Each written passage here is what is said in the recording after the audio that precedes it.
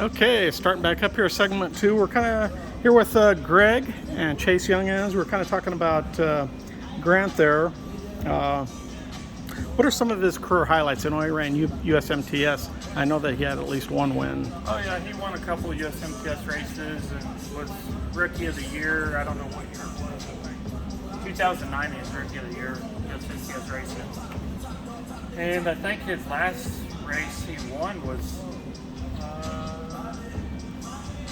I think it was like the November before he passed away, wasn't it?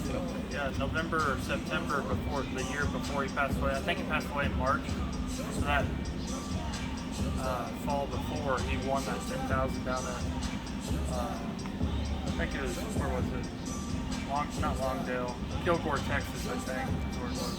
So he was still going hard in his he still went hard. latter days there. Oh yeah, he went hard until he couldn't go hard no more. And you do have a memorial race for him now at Lakeside Speedway. Why don't you tell me a little bit about that? Yeah, we normally do it. We've been doing it every year, and I think we're going to do it every other year, possibly here in the near future. But yeah, Lakeside flooded, I think 2 years ago, and we weren't able to have it that year, but we picked it up in Wichita. And then last year we were able to have it at Lakeside again, which was a lot of fun. I don't really get a race mod that much, so that's about the only time I race a mod, which I raced Jake O'Neill's car last year. So. And you've got some big name drivers come down and run in that. Yeah, Clanton raced it the first year when I was racing with him, and then I think Brandon Shepard and Jimmy Owens were there last year. I'm pretty positive. Okay, let's see what else we got in here. Oh, wanted to touch on one of his favorite hobbies. Maybe one of you two guys can tell me about it. Finger painting. I was on his website checking that out. Oh yeah. What's the story with the finger painting? I'm sure he was just messing with people. Just messing with people? Yeah. Oh, I do. Yeah, he probably just did that for shits and giggles, honestly. Okay, yeah, he definitely got my attention there. Yeah. Okay, why don't we switch over to your career now? First of all, I'd like to say I was a big John Anderson fan. You got that number 2 late model that he drove up there on the ceiling over there. So yeah, when I first saw you show up in a late model, I got to thinking, oh shit, that's the end of his career. Yeah. Which he was giving me a hard time because I wanted to race late models at the time, and he was racing them MLRA and stuff like that. But that's the car that's hanging there. That's actually the first late model I drove too. So we call that thing Moneymaker. It's won a bunch of races. A lot of good luck with that one. Yeah, they've had a lot of good luck with it. Okay, and then at this your Silver Dollar, you let him hop in your backup car. How did that whole thing transpire? Yeah, he wore me out all week about driving. He's always wanted to drive one of my cars since, and he always gives me shit. I was able to drive his back in the day, so. He's probably never driven a World of Outlaws car before.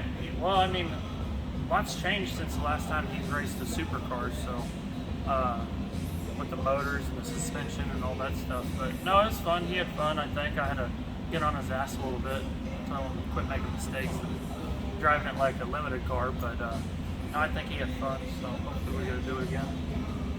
You betcha, you betcha.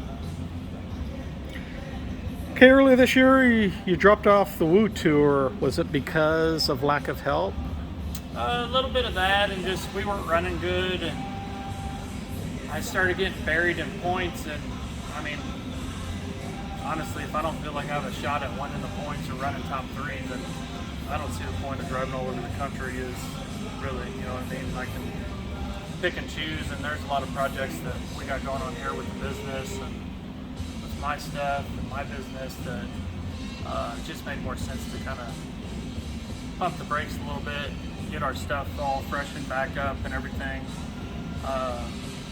and just pick and choose and figure out where we want to go, what makes sense, and have a little more fun instead of waking up every morning and busting ass to get to the next racetrack type deal. So no, we're just taking it a little bit easy, but we're still, I told everyone, I was like, I don't want to not race and then just be a field filler. So right now we're going in the right direction. I feel like our car's been really fast, so just got to keep it up there. So you took some time off, you regrouped, come back smoking hot. Yeah. pole sitter Silver Dollar Nationals, and then you ended up 5th in that one. That was a 53,000 to win show. Yeah, we were good there. I mean, that was the first night on this thing, and it's been good since we got out of the box. But all these cars in here, they're good. They all like a little bit of different things, but it's just, we had to regroup, kind of get back to baseline stuff and work on some things. And there are some things that I didn't pay attention to that I probably should have. And I don't know, we'll see. We should be good, but we just gotta, I don't know how many more times I'm gonna race this year, but just gotta keep our stuff up front. Hey, I host that Best Spring Car competition everywhere we go. So I'm a little superstitious. I think this new look might have something to do with your success. Yeah, it's a lot easier to keep clean, I think. But no, yeah, a lot of people like the blue, so we might keep it, we might not. I don't know. We'll see. Okay, so after the Silver Dollar Nationals, you followed that up with a 13th run Prairie Dirt Classic, and then you finished second on opening night at the USA Nationals. So you kind of carrying that momentum forward. Yeah, I should have. I feel like Winger got by me there at USA Nationals on that prelim night, and I thought I had him back on the last lap, which was pretty exciting. But no, we were good all week. We've been good everywhere we've been in the last couple of weeks. It's just, Fairbury, I made the wrong adjustment for the feature and wasn't that good. And then up there at Cedar Lake, we just had a battery problem in the feature, but felt like my car was good enough to run top 5 there. We just got buried in that one heat race when they do that passing points deal. I mean, I won the second heat race and I still didn't make the show, so did all I could do. Just buried us a little bit, and we had that mechanical failure, but we can happen. So luckily we aren't racing for points, so we can regroup do it again next week or whenever we show back up. So let's go back to this wrap here. What was the inspiration?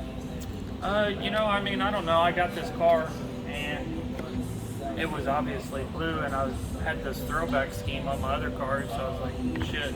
Looked at it on our computer. I do all the wraps and print all the stickers.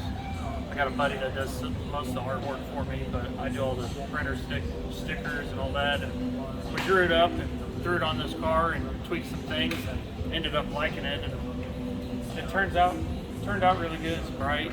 Everyone seems to like it. I like it. Yeah. Okay, second place, World of Outlaws Rookie of the Year.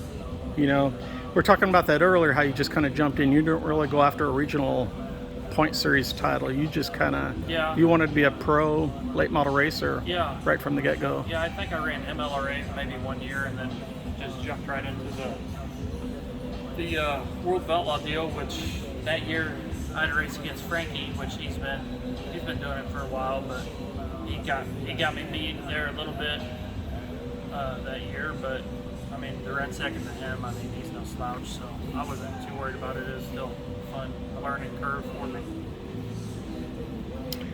So 4th and 5th in Wood Points the last couple of years. You said this year you dropped off, going to rebound. Do you plan on, getting back after it next year if everything falls into place? Yeah, we'll see. I mean, you got to get through speed weeks and stuff like that, and I don't know if I'm going to go to Florida. I mean, I'm sure I'll go to Florida, but I don't know what races I'll go to or what we'll do, but it's a little bit tougher now. They kind of restructured it. Woo actually makes 2 trips there. Yeah, they did kind of throw a curveball at us on that, but I got some good friends down there that sponsor me, Bozard, Blake Spencer and Letty Bozard. They sponsor me, and they got a place where we can hang out down there for a month and fish and have fun and work on race cars. So it's kind of like a mini vacation / business trip to race. So no, it's a lot of fun. Hopefully the weather holds off and everything's good for that deal.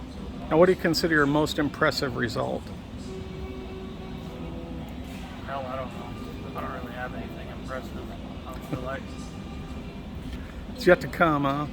Do what? It's yet to come? Yeah, hopefully. I don't know. I mean, I don't get too worked up about results or nothing. I just go out there and try to win every night. So if we ain't winning, we're not too happy. So you traveled up and down the highways, coast to coast. What would you call your favorite racetrack? I don't know. They kind of change. There's several I actually like. I like that Spoon River on the Hell Tour, and then Hopstad, Indiana. I liked Lernerville back in like 2014. I think their dirt's changed a little bit since then, but that and I don't know. There's a lot. Knoxville's fun. Just depends. They can all be shitholes or they can all be fun too. It just depends on the weather and stuff like that. So no, they're all mostly fun. Is there one you've never been to, that bucket list track? Not really.